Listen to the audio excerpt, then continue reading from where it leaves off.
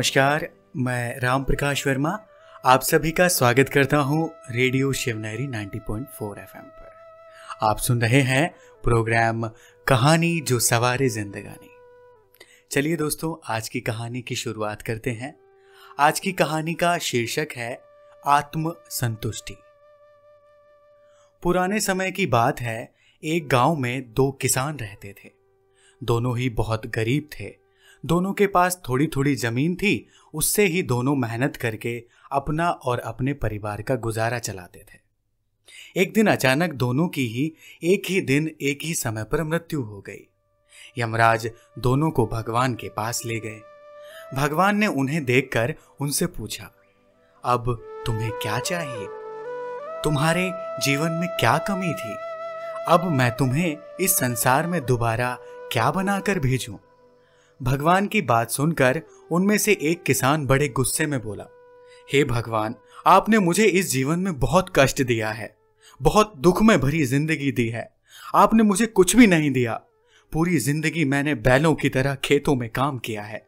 जो कुछ भी कमाया बस पेट भरने में लगा दिया। ना ही मैं कभी अच्छे कपड़े पहन पाया और ना ही कभी अपने परिवार को अच्छा खाना खिला पाया। जो भी पैसे कमाता था कोई आकर मुझसे ले जाता था और मेरे पास कुछ भी नहीं आया। देखो देखो कैसी जानवरों जैसी जिंदगी जी है मैंने। उसकी बात सुनकर भगवान कुछ समय के लिए मौन रहे और पुनः उस किसान से पूछा, तो अब तुम क्या चाहते हो? तुम इस जन्म में क्या बनना चाहते हो? मैं तुम्हें क्या बनाकर भेजूं? भगवान का प्रश्न सुनकर वह किसान पुनः बोला, भगवान, आप कुछ ऐसा कर दीजिए कि मुझे कभी किसी को कुछ देना ना पड़े। मुझे तो बस केवल चारों तरफ से पैसा ही पैसा मिले। मुझे किसी को कुछ देना ना पड़े, बस। अपनी बात कहकर वह किसान चुप हो गया। भगवान ने उसकी बात सुनी और कहा, तथास्तु, तुम अब जा सकते हो। मैं तुम्हें ऐसा ही जीवन दूंगा जैसा तुमने मुझसे मांगा है। उसके जाने पर भगवान ने पुनः दूसरे किसान से पूछा, तुम बताओ, तुम्हें क्या बनना है? तुम्हारे जीवन में क्या कमी है? तुम क्या चाहते हो मुझसे? उस किसान ने भगवान के सामने हाथ जोड़ते हुए कहा, हे प्रभु, आपने मुझे सब कुछ दिया है। मैं आपसे क्या मांगूं भला? आपने मुझे एक अच्छा परिवार दिया, मुझे कुछ जमीन दी जिस पर मेहनत और मजदूरी करके मैंने अपने परिवार को एक अच्छा जीवन दिया है। खाने के लिए आपने मुझे और मेरे परिवार को भरपेट खाना दिया। मैं और मेरा परिवार कभी भूखे नहीं सोए। बस एक कमी थी मेरे जीवन में, जिसका मुझे पूरी जिंदगी अफसोस रहा है और आज भी शायद मुझे उसका अफसोस है। मेरे दरवाजे पर कभी कुछ भूखे और प्यासे लोग आ जाते थे, परंतु कभी कभी मैं भोजन न होने के कारण उन्हें खाना नहीं दे पाता था और वो मेरे द्वार से भूखे लौट जाते थे।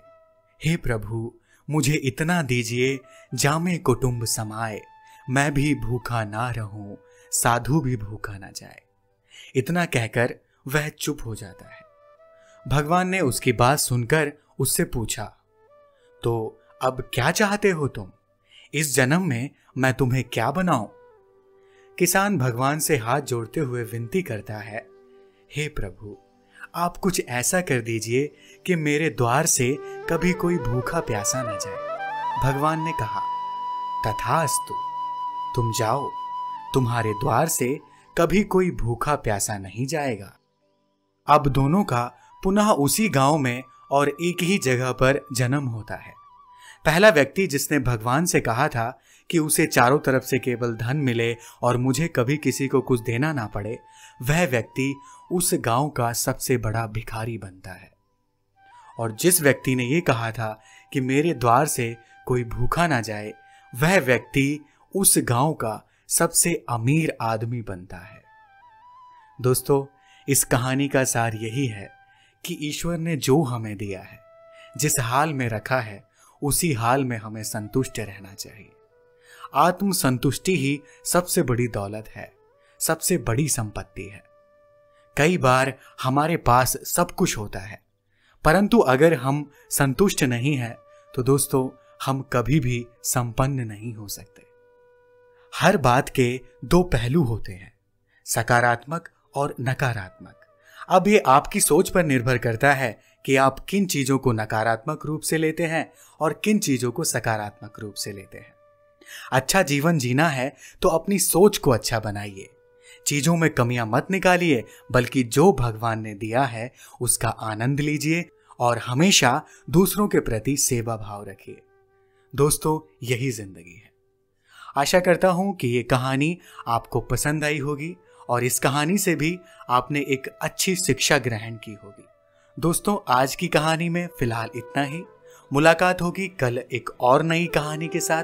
तब तक आप अपने दोस्त राम प्रकाश वर्मा को दीजिए इजाजत और सुनते रहिए रेडियो शिवलहरी 90.4 FM। आवाज तुमजा हमजा।